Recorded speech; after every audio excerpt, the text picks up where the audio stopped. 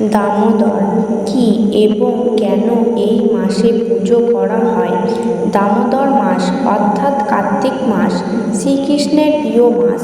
এই মাসে ভগবান কৃষ্ণ তার ভক্তদের প্রতি বিশেষ করুণা বর্ষণ করেন।